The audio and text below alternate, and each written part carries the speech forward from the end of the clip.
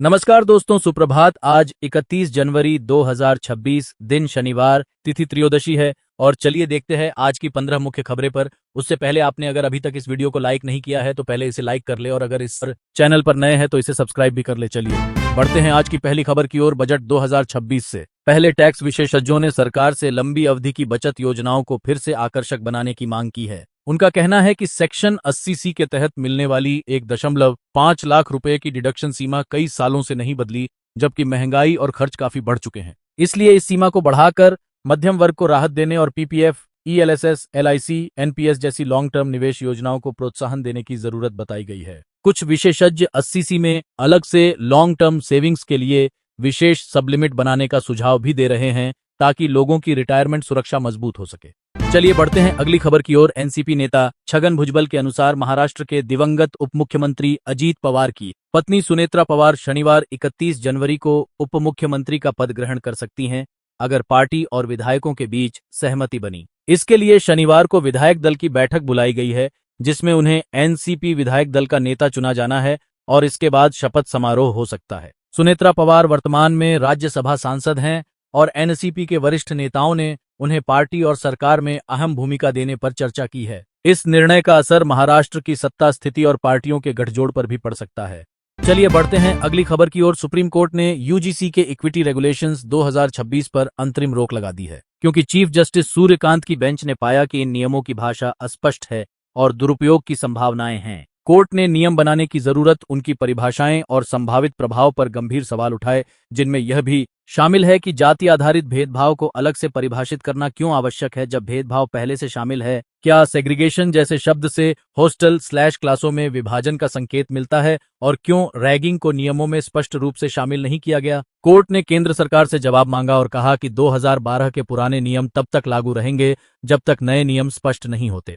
चलिए बढ़ते हैं अगली खबर की ओर। बांग्लादेश और पाकिस्तान के बीच 14 साल के अंतराल के बाद सीधी हवाई सेवा दोबारा शुरू हो गई है। 29 जनवरी 2026 को विमान बांग्लादेश एयरलाइंस की पहली डायरेक्ट उड़ान ढाका से कराची के लिए रवाना हुई, जो लगभग 2012 के बाद पहली बार इस रूट पर हो रही है। यह उड़ान कराची के जिन्ना अंतर्राष्ट्रीय हवाई अड्डे पर पारंपरिक वाटर कैनन सलामी के साथ उतरी और अब सप्ताह में गुरुवार और शनिवार को नियमित रूप से फ्लाइटें चलेंगी। इससे पूर्व यात्रियों को पाकिस्तान और बांग्लादेश के बीच जाने के लिए दुबई, दोहा जैसे हब के जरिए लंबा सफर करना पड़ता था। चलिए बढ़ते हैं अगली खबर की ओर। अमेरिकी राष्ट्रपति डोनाल्ड ट्रंप ने कहा है कि उन्होंने रूसी राष्ट्रपति व्लादिमीर पुतिन से व्यक्तिगत रूप से अनुरोध किया कि भीषण सर्दियों के बीच यूक्रेन की राजधानी कीव और अन्य शहरों पर कम से कम एक सप्ताह तक हमले न करें, और पुतिन ने इसे स्वीकार कर लिया। ट्रंप ने यह बात व्हाइट हाउस में कैबिनेट बैठक के दौरान कही, जिसमें उन्होंने ठंड की गंभीरता के कारण इस क्षणिक संघर्ष विराम का हवाला दिया। हालांकि रूसी सरकार ने इस कथित सहमति की कोई आधिकारिक पुष्टि नहीं की है और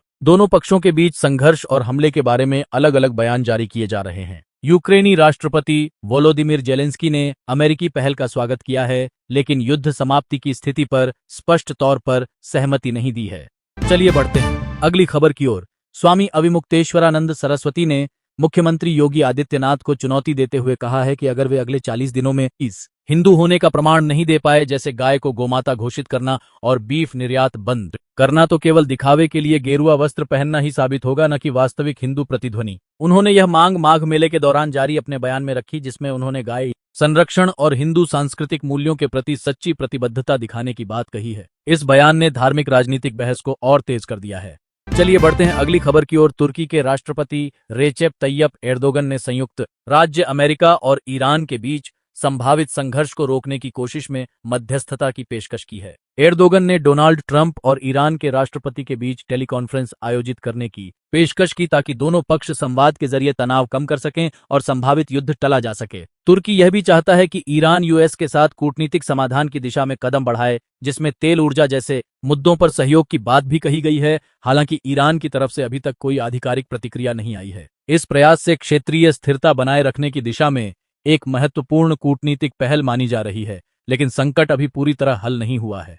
चलिए बढ़ते हैं अगली खबर की ओर। भारत मौसम विभाग के ताजा अपडेट के अनुसार उत्तराखंड, हिमाचल, जम्मू कश्मीर, पंजाब और हरियाणा सहित 5 राज्यों में भारी बारिश और बर्फबारी की चेतावनी जारी है, जबकि लगभग 19 जिलों में शीतलहर का असर रहेगा। तापमान में गिरावट के कारण दिल्ली, एनसीआर, उत्तर प्रदेश, बिहार आदि राज्यों में ठंडी हवाएं और घना कोहरा होने की संभावना है, जिससे दृश्यता कम होगी और जनजीवन प्रभावित हो सकता है। पहाड़ों में मौसम और गंभीर रहेगा, वहीं मैदानों में बारिश और कोहरे के साथ ठंड बढ़ेगी।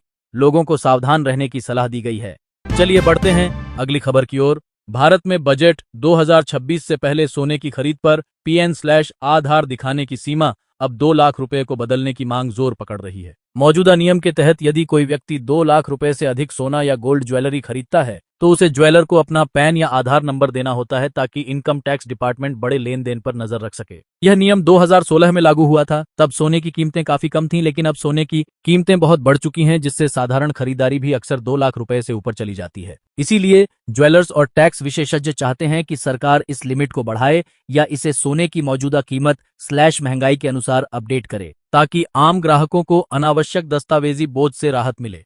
अगर ऐसा बजट में हुआ तो सोना खरीदना सरल और कम पेचीदा हो सकता है। चलिए बढ़ते हैं अगली खबर की ओर। प्रयागराज माघ मेले में स्वामी अभिमुक्तेश्वरानंद और प्रशासन के बीच विवाद अब इलाहाबाद हाईकोर्ट तक पहुंच गया है। प्रशासन ने स्पष्ट कहा है कि वह स्वामी को फिर से सम्मान के साथ संगम स्नान कराने की किसी कोशिश में नहीं है। हालांकि उनके प्रवक्ता ने कहा कि उच्च अधिकारी उन्हें मनाने की कोशिश कर रहे हैं, जिसे प्रशासन ने खारिज किया है। विवाद 18 जनवरी को हुई मारपीट और बटुकों के साथ दुर्व्यवहार का मामला बन चुका है और एक PIML हाईकोर्ट में दायर की गई है, जिसमें CBI जांच FIR दर्ज करने और अधिकारियों के निलंबन की मांग की गई है। इसके अलावा स्वामी ने प्रशासन से लिखित माफी, कड़ी कार्रवाई और स्थायी स्नान SOP बनवाने जैसी शर्तें भी रखी हैं।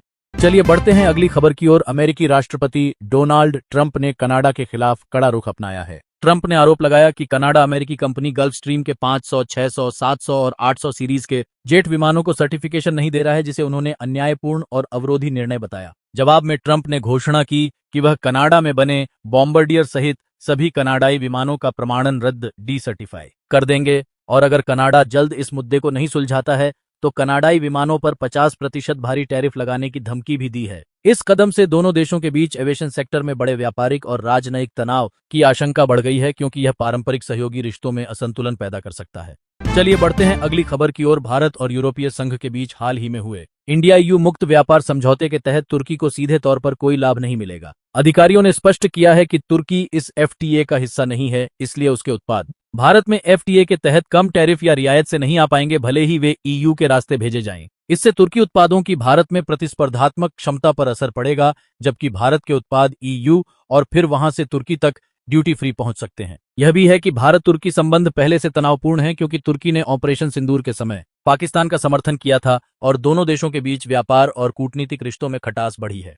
चलिए बढ़ते हैं अगली खबर की ओर। अमेरिका और कनाडा के बीच बढ़ते रक्षा संबंधों में तनाव। अमेरिकी राजदूत पीट होकस्ट्रा ने चेतावनी दी है कि अगर Canada 88 Lockheed Martin F-35 stealth fighter jet का खरीद सौदा पूरा नहीं करता तो north American aerospace defence command जैसे रक्षा साझे समझौते में बदलाव करना पड़ेगा, और अमेरिका को अपने फाइटर जेट कनाडा के हवाई क्षेत्र में भेजने की भी दिशा में कदम उठाना पड़ सकता है। कनाडा ने यह सौदा 2023 में किया था, लेकिन अब वह इसे समीक्षा कर रहा है और स्वीडन के ग्रिपेन जैसे विकल्प भी देख रहा है, जिससे अमेरिका नाराज है। होकस्ट्रा का कहना है कि यदि कनाडा F-35 नहीं लेता है तो अमेरिका को अपनी वायु सुरक्षा भरने के लिए अतिरिक्त जेट खुद खरीदने होंगे और नोरैड की साझेदारी पर फिर से विचार करना पड़ेगा। इस बयान ने दोनों देशों के पारंपरिक रक्षा सहयोग में खींचतान बढ़ा दी है।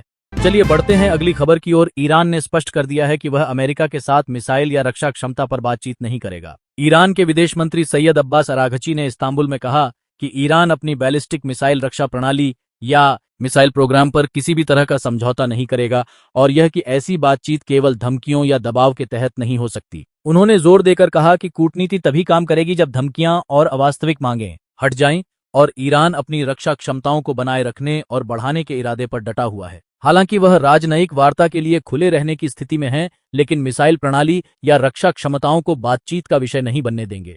वीडियो को पूरा देखने के लिए धन्यवाद। अगर वीडियो पसंद आई हो तो इसे शेयर और इस चैनल को सब्सक्राइब भी कर ले। धन्यवाद।